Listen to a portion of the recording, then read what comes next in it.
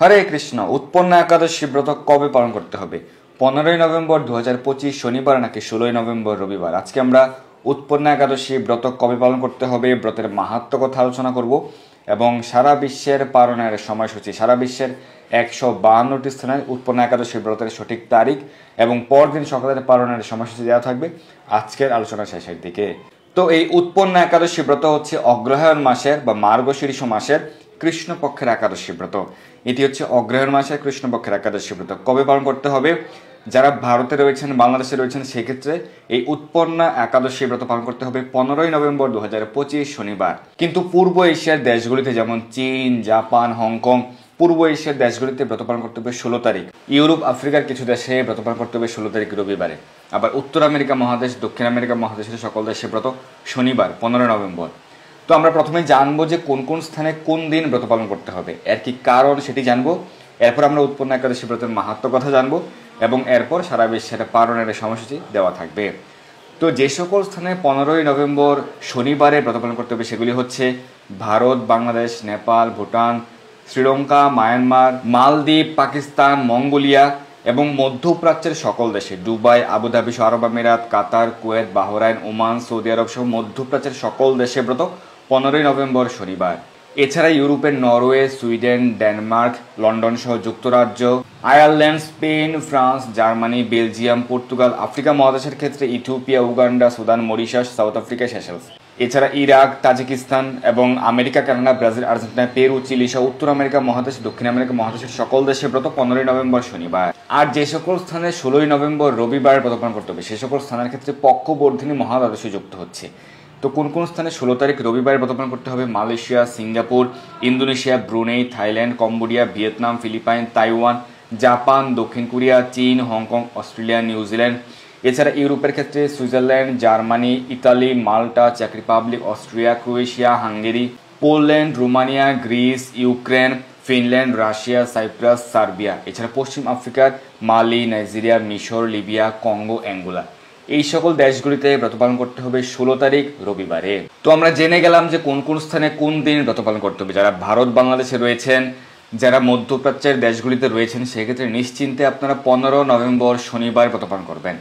এখন অনেকে প্রশ্ন হচ্ছে যে কোনো ক্যালেন্ডারে দেখেছি সেখানে পরাহে লেখা বা 16 তারিখ রবিবারে লেখা, সেই ক্ষেত্রে কি করব? দেখুন, আপনারা যে সকল ক্যালেন্ডারে দেখেছেন যে 16 তারিখ লেখা রয়েছে সেখানে দেখবেন যে কার্তিক মাস লেখা রয়েছে, কার্তিক মাসের 27, 28 বা অত তারিখ লেখা রয়েছে। কিন্তু এটা কি কার্তিক মাসের একাদশী? না, কার্তিক মাসের 2টি একাদশী কিন্তু আমরা সমাপ্ত করেছি, ব্রত পালন করেছি। কার্তিক মাসের শেষের যে একাদশী আমরা কিছুদিন আগে পালন করেছি, উত্থান একাদশী ব্রত, কার্তিক মাসের শুক্লপক্ষের একাদশী। প্রতিটি মাসে 2টি একাদশী থাকে, কৃষ্ণপক্ষের একাদশী, শুক্লপক্ষের একাদশী। প্রতি মাসে প্রথমে থাকে কৃষ্ণপক্ষের একাদশী এবং পরে থাকে শুক্লপক্ষের একাদশী। কার্তিক মাসের শুক্লপক্ষের একাদশী উত্থান একাদশী ব্রত আমরা পালন করেছি। এটি হচ্ছে উৎপন্ন একাদশী ব্রত। আপনারা দেখবেন ক্যালেন্ডারে রয়েছে উৎপন্ন একাদশী ব্রত, আর শাস্ত্রে রয়েছে এটি হচ্ছে অগ্রহায়ণ মাসের কৃষ্ণপক্ষের একাদশী ব্রত। এই সম্পর্কে ভবিষ্যৎ পুরাণের উত্তরখণ্ডে উল্লেখ রয়েছে এই একাদশী ব্রত সম্পর্কে, একাদশী ব্রতের মাহাত্ম্য সম্পর্কে আমরা সেটি আলোচনা করব। তো শাস্ত্রে রয়েছে এটি হচ্ছে মার্গশীর্ষ বা অগ্রহায়ণ মাসের কৃষ্ণপক্ষের একাদশী ব্রত। বিশুদ্ধ চান্দ্রপঞ্জিকা অনুযায়ী এটি মার্গশীর্ষ বা অগ্রহায়ণ মাসের কৃষ্ণপক্ষের একাদশীতেই উদযাপিত হচ্ছে, পালিত হচ্ছে এই উৎপন্ন একাদশী ব্রত।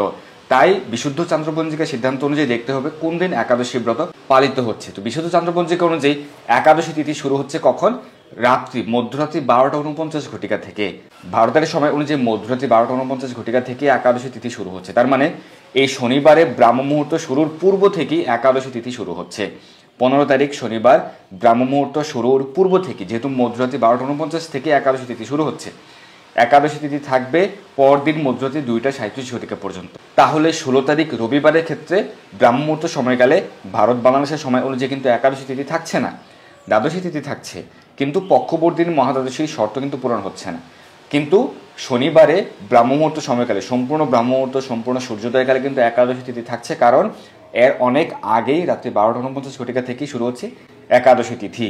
যারা বাংলাদেশে রয়েছেন, বাংলাদেশের সময় অনুযায়ী রাত্রি 1:19 থেকে শুরু হচ্ছে একাদশী তিথি, পরদিন ভোর 3:07 পর্যন্ত। তো সেই কারণে ভারত বাংলাদেশে কিন্তু বিশুদ্ধ একাদশী ব্রত পালিত হচ্ছে, দ্বাদশী যুক্ত নয়, বিশুদ্ধ একাদশী ব্রতই পালিত হচ্ছে শনিবার, 15ই নভেম্বর শনিবার। তাই অবশ্যই আপনারা যারা ভারত বাংলাদেশে রয়েছেন, মধ্যপ্রাচ্যের দেশগুলিতে রয়েছেন, অবশ্যই 15ই নভেম্বর শনিবারে ব্রত পালন করবেন। কিন্তু যারা পূর্ব এশিয়ায় রয়েছেন, যারা চীনে রয়েছেন, জাপানে রয়েছেন, মালয়েশিয়া, সিঙ্গাপুরে রয়েছেন, ইন্দোনেশিয়াতে রয়েছেন, যারা হংকংয়ে রয়েছেন, সেই ক্ষেত্রে ব্রত পালন করবেন 16 তারিখ রবিবারে, বা অস্ট্রেলিয়া নিউজিল্যান্ডে রয়েছেন 16 তারিখ রবিবারে ব্রত পালন করবেন, কারণ সেই ক্ষেত্রে পক্ষবর্তিনী মহাদ্বাদশী যুক্ত হচ্ছে। আমরা জেনে গেলাম যে কোন দিন কোন স্থানে ব্রত পালন করতে হবে, কেন ভারত বাংলাদেশে 15 তারিখ শনিবারে ব্রত পালন করতে হবে, কারণ এটি হচ্ছে অগ্রহায়ণ মাসের কৃষ্ণপক্ষের একাদশী। আর শাস্ত্র সিদ্ধান্ত অনুযায়ী এটি যেহেতু অগ্রহায়ণ মাসের কৃষ্ণপক্ষের একাদশী, বিশুদ্ধ চান্দ্রপঞ্জিকা অনুযায়ী এটি অগ্রহায়ণ মাসের বা মার্গশীর্ষ মাসের কৃষ্ণপক্ষে কিন্তু উদযাপিত হচ্ছে একাদশ দিনে। কিন্তু কোনো কোনো ক্যালেন্ডারে হয়তো কার্তিক মাস লেখা থাকতে পারে, ইংরেজি ক্যালেন্ডারের সাপেক্ষে এটি নভেম্বর মাস হতে পারে, সেটা কিন্তু মুখ্য বিষয় নয়। শাস্ত্র সিদ্ধান্ত অনুযায়ী সকল ব্রত, পূজা পার্বণ উদযাপিত হয়, পালিত হয়, বা ব্রত দিন বা পূজার দিন নির্ধারিত হয় বিশুদ্ধ চান্দ্রপঞ্জিকা অনুযায়ী। তাই আপনারা সকলে সঠিক দিনে এই উৎপন্ন একাদশী ব্রত পালন করুন। এখন আমরা উৎপন্ন একাদশী ব্রতের যে মাহাত্ম্য কথা সেটি শ্রবণ করব। তো আপনারা যদি একাদশী মাহাত্ম্য গ্রন্থ সংগ্রহ করতে চান বা শ্রীমদ্ ভগবদ গীতা সংগ্রহ করতে চান, বাড়িতে বসেই আমরা সমগ্র ভারতে হোম ডেলিভারি দিচ্ছি। সামনেই আসছে কিন্তু গীতা জয়ন্তী মহোৎসব, সে উপলক্ষে কিন্তু ডিসকাউন্ট রয়েছে শ্রীমদ্ ভগবদ গীতার ক্ষেত্রে। তো আপনি শ্রীমদ্ ভগবদ গীতা যথাযথ সংগ্রহ করতে চান, অথবা শ্রীমদ্ ভাগবত, শ্রী চৈতন্য চরিতামৃত লীলা পূর্চম শ্রীকৃষ্ণ গ্রন্থ, চৈতন্য ভাগবত, চৈতন্য মঙ্গল, একাদশী মাহাত্ম্য, নামহট্ট পরিচয়, ভক্তিগীতি সঞ্চয়ন, ভক্তি রসামৃত সিন্ধু, দামোদর গ্রন্থ, রামায়ণ, মহাভারত বা অন্যান্য গ্রন্থ সংগ্রহ করতে চান, আমাদেরকে জানাতে পারেন, আমাদের হোয়াটসঅ্যাপ নম্বরে জানাবেন, তাহলে আমরা সমগ্র ভারতে হোম ডেলিভারি দিচ্ছি। তখন সকলে অবশ্যই সঠিক দিনে সঠিকভাবে এই উৎপন্ন একাদশী ব্রত পালন করবেন। এখন আমরা উৎপন্ন একাদশী ব্রতের মাহাত্ম্য কথা শ্রবণ করব। তো অর্জুন বললেন, হে দেব, অগ্রহায়ণ মাসের পূর্ণ প্রদায়ী কৃষ্ণ পক্ষের একাদশীকে কেন উৎপন্না বলা হয় এবং কি জন্যই বা এই একাদশী পরম পবিত্র এবং দেবতাদেরও প্রিয় তা জানতে ইচ্ছা করি, আপনি কৃপা করে আমাকে তা বলুন। অর্থাৎ অর্জুন প্রশ্ন জিজ্ঞাসা করছেন যে এই অগ্রহায়ণ মাসের যে কৃষ্ণপক্ষের একাদশী, উৎপন্ন একাদশী, এই উৎপন্ন একাদশীর নাম কেন উৎপন্না হলো এবং কি জন্য এই একাদশী ভগবানের প্রিয়, সকল দেবতাদেরও প্রিয়, অত্যন্ত মহিমান্বিত, সেই সম্পর্কে অর্জুন জানতে চেয়েছেন এবং সমগ্র জগৎবাসীর উদ্দেশ্যে তিনি প্রশ্ন জিজ্ঞাসা করেছেন। ভগবান শ্রীকৃষ্ণ সমগ্র জগৎবাসীর উদ্দেশ্যে, আমাদের উদ্দেশ্যে উত্তর প্রদান করছেন। শ্রী ভগবান বললেন, হে অর্জুন, পূর্বে সত্যযুগে মূর নামে এক দানব ছিল। অদ্ভুত আকৃতি বিশিষ্ট সেই দানবের স্বভাব ছিল অত্যন্ত গোপন। সে দেবতাদেরও ভীতিপ্রদ ছিল। সে দেবতাদের, এমনকি দেবরাজ, স্বর্গরাজ ইন্দ্রকে পর্যন্ত পরাজিত করে স্বর্গ থেকে বিতাড়িত করেছিল। এইভাবে দেবতারা পৃথিবীতে বিচরণ করতে বাধ্য হয়েছিল। তখন দেবতারা দেবাদিদেব মহাদেবের কাছে গিয়ে নিজেদের সমস্ত দুঃখ সবিস্তারে জানালেন। তখন দেবাদিদেব মহাদেব বললেন সকল দেবতাদের উদ্দেশ্যে এবং দেবরাজ ইন্দ্রের উদ্দেশ্যে, হে দেবরাজ, যেখানে শরণাগত বৎসল ভগবান জগন্নাথ গরুধ্বজ বিরাজ করছেন, তোমরা সেখানে যাও। তিনি আশ্রিতদের পরিত্রাণকারী, তিনি নিশ্চয়ই তোমাদের মঙ্গল বিধান করবেন। কে নির্দেশ প্রদান করেছেন? দেবাদিদেব মহাদেব, যেন আমরা ভগবান জগন্নাথের শরণাপন্ন হই। দেবাদিদেবের কথা মতো দেবরাজ ইন্দ্র দেবতাদের নিয়ে ক্ষীর সমুদ্রের তীরে গমন করলেন। ক্ষীর সমুদ্রের জলে শায়িত ভগবান শ্রী বিষ্ণু ক্ষীরোদকশায় বিষ্ণুকে দর্শন করে দেবতারা হাত জোর করে তাঁর স্তব করতে লাগলেন। স্তুতির মাধ্যমে নিজ নিজ দৈন্য ও দুঃখের কথা তাঁরা ভগবানকে জানালেন। ইন্দ্রের কথা শুনে ভগবান নারায়ণ বললেন, হে ইন্দ্র, সেই মূর্দানব কীরকম, সে কেমন শক্তিশালী তা আমায় বলো।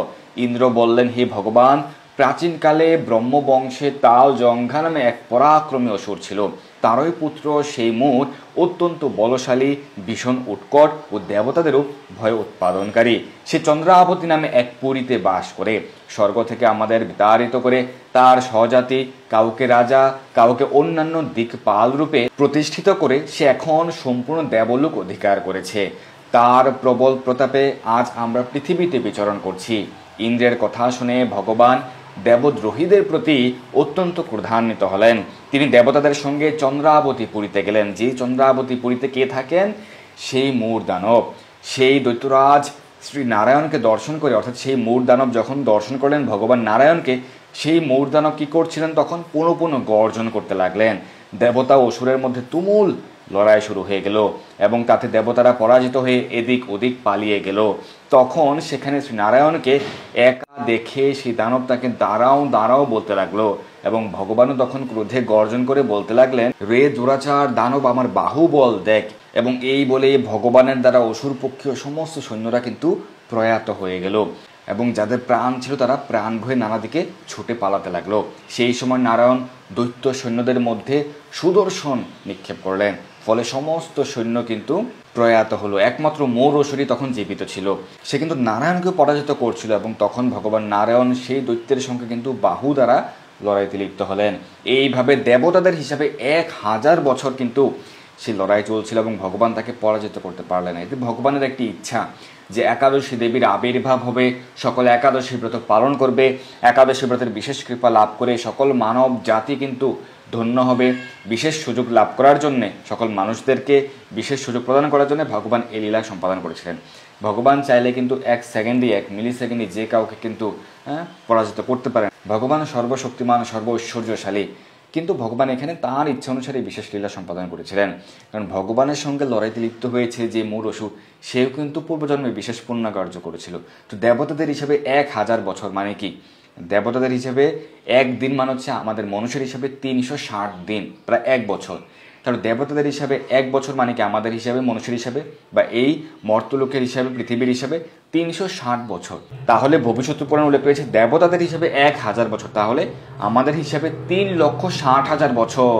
তাহলে এখানে ভবিষ্যৎ পুরাণে উল্লেখ রয়েছে দেবতাদের হিসাবে 1000 বছর, তার মানে আমাদের হিসাবে, মানুষের হিসাবে 3,60,000 বছর কিন্তু সেই লড়াই চলছিল। এবং তবুও তখন যেহেতু ভগবান তাকে পরাজিত করতে পারছিলেন না, তখন ভগবান শ্রীহরি বিশেষ চিন্তান্বিত হয়ে বদরিকা আশ্রমে গমন করলেন। সেখানে সিংহাবতী নামে একটি গুহা রয়েছে। এই গুহাটি 1 দ্বার বিশিষ্ট, একটি দরজা ছিল বা প্রবেশ পথ ছিল একটি, এবং 12 যোজন অর্থাৎ 96 মাইল, 1 যোজন হচ্ছে 8 মাইল, তাহলে 8 12 96, তো 12 যোজন মানে 96 মাইল বিস্তৃত ছিল সেই গুহাটি। ভগবান বিষ্ণু সেই গুহার মধ্যে শয়ন করলেন। সেই দৈত্য কিন্তু তার পিছন পিছন ধাবিত হয়ে গুহার ভিতরে প্রবেশ করলো। সে ভগবান বিষ্ণুকে নিদ্রিত বলে বুঝতে পারলো। অত্যন্ত আনন্দিত হয়ে ভাবতে লাগলো, আমার সাথে পরাজিত হয়ে বিষ্ণু এখানে গোপনে শুয়ে আছে, এখন আমি তাকে অবশ্যই করব। দানবের এরকম চিন্তার সঙ্গে সঙ্গে শ্রী বিষ্ণু শরীর থেকে একটি কন্যা উৎপন্ন হলো, অর্থাৎ একাদশী দেবী আবির্ভূতা হলেন। এই কন্যায় উৎপন্না একাদশী। তিনি রূপবতী, সৌভাগ্যশালিনী এবং দিব্যধারিণী, বিষ্ণু তেজ সম্ভূতা বলে মহাপরাক্রমশালী ছিলেন। দৈত্যরাজ সেই স্ত্রীরূপিণী দেবীর সাথে তুমুল লড়াই শুরু করলো এবং কিছুকাল সেটি চলছিল। এরপর দেবীর দিব্য তেজে কিন্তু সেই অসুর একদম প্রয়াত হয়ে গেল। তারপর বিষ্ণু জেগে উঠে সেই যে প্রয়াত দানবকে দেখে বিস্মিত হলেন যে তার কোনো অস্তিত্বই ছিল না সেই দানবে। ভগবান শ্রীবিষ্ণু বিস্মিত হয়ে গেলেন। এক দিব্য কন্যাকে তাঁর পাশে হাত জোর করে দাঁড়িয়ে থাকতে দেখলেন। বিষ্ণু বললেন, হে মহা পরাক্রান্ত উগ্রমূর্তি, এই মূর দানবকে কে করলো? ভগবান বললেন যে যার দ্বারা এই দানব প্রয়াত হয়েছে তিনি নিশ্চয়ই প্রশংসনীয় কার্য করেছেন। সে কন্যা বলেন, হে প্রভু, আমি আপনার শরীর থেকে উৎপন্ন হয়েছি। আপনি যখন ঘুমিয়েছিলেন তখন এই দানব আপনাকে কিন্তু বধ করতে চেয়েছিল, তা দেখে আমি তাকে বধ করেছি। আপনাদের কৃপাতে আমি তাকে কিন্তু বধ করতে পেরেছি। এই কথা শুনে ভগবান বললেন, আমার পরাশক্তি, তুমি একাদশীতে উৎপন্ন হয়েছ। অর্থাৎ ভগবানের অন্তরঙ্গা শক্তির প্রকাশ একাদশী দেবী, তিনি ভগবানের পরাশক্তি। তুমি যেহেতু একাদশীতে উৎপন্ন হয়েছ তাই তোমার নাম হবে একাদশী। আমি এই ত্রিলোকে দেবতা ও ঋষিদের মধ্যে অনেক বর প্রদান করেছি। হে ভদ্রে, তুমিও তোমার মন মতো বর প্রার্থনা করো, আমি তোমাকে তা প্রদান করব। একাদশী দেবী বললেন, হে দেবেশ, ত্রিভুবনের সর্বত্র আপনার কৃপায় সর্ববিঘ্ন দূরকারিণী, সর্বদায়িনী রূপে যেন পরম পূজ্য হতে পারি এই বিধান করুন। আপনার প্রতি ভক্তিবশত যারা শ্রদ্ধা সহকারে আমার এই ব্রত উপবাস করবে তাদের সর্বসিদ্ধি লাভ হবে, এই বর প্রদান করুন। একাদশী দেবী কি প্রার্থনা করেছিলেন? যে সর্ববিঘ্ন দূরকারিণী, যারা একাদশী ব্রত পালন করবে তাদের সকল বিপদ দূর হবে, সর্বদায়িনী, তাদের যে মনস্কামনা সেটি পূর্ণ হবে, এবং যারা ভগবান শ্রীকৃষ্ণকে সন্তুষ্ট করার জন্য একাদশী ব্রত পালন করবেন তাদের সর্বসিদ্ধি লাভ হবে। ভগবান বিষ্ণু বললেন, হে কল্যাণী, তথাস্তু, তাই হোক। উৎপন্ন নামে প্রসিদ্ধ তোমার ব্রত পালনকারীর সমস্ত ইচ্ছা পূর্ণ হবে। তুমি তাদের সকল মনোবাসনা পূর্ণ করবে, এতে কোনো সন্দেহ নেই। তোমাকে আমার শক্তি বলে মনে করি, তাই তোমার ব্রত পালনকারী সকলে আমারই পূজা করবে। এর ফলে তারা মুক্তি লাভ করবে, অর্থাৎ একাদশী ব্রত পালন করার মাধ্যম দ্বারা এই জড়জগতের বন্ধন থেকে মুক্ত হতে পারবে। তুমি হরিপ্রিয়া নামে জগতে বিখ্যাত হবে। একাদশী দেবী হচ্ছেন হরিপ্রিয়া, ভগবান শ্রীহরির অত্যন্ত প্রিয়।